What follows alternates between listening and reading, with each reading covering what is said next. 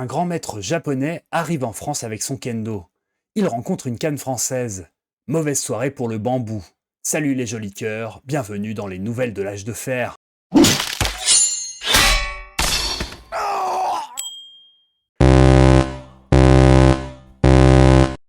Hiro Mochizuki est une figure majeure des arts martiaux japonais.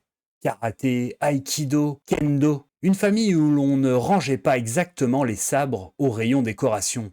Et pourtant, lorsqu'il rencontre Roger Lafont, quelque chose déraille.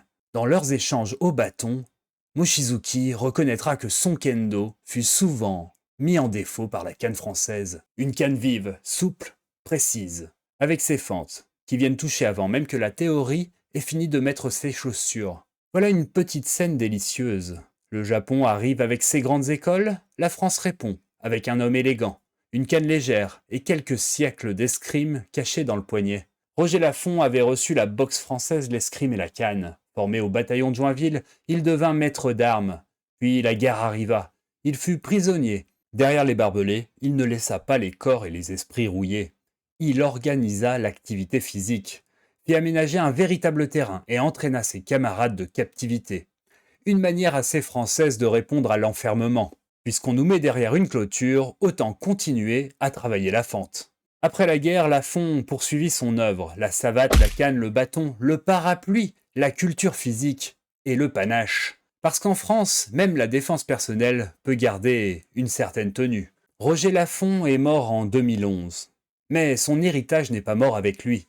Sa canne n'a pas été déposée dans une vitrine. Fabien Hamon, dit Super Fab, fut l'un de ses disciples. Il a appris auprès de lui. Il a recueilli son histoire et surtout, il continue à transmettre sa méthode. Alors, appel à tous les Parisiens. Si les arts martiaux vous intéressent, si les arts martiaux français vous intriguent, et si vous voulez découvrir ce que la France pratiquait avant d'acheter son troisième bokken, allez voir Super Fab.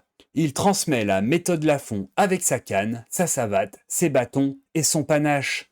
C'est vivant, c'est français. Et personne ne vous demandera de saluer un portrait en japonais. La tradition française n'a pas besoin de singer le Japon pour devenir martial. Encore faut-il aller la rencontrer. Le Japon avait un bokken, la France avait une canne, et ce jour-là, la canne avait quelque chose à dire. Ici la rédaction, l'âge de fer continue.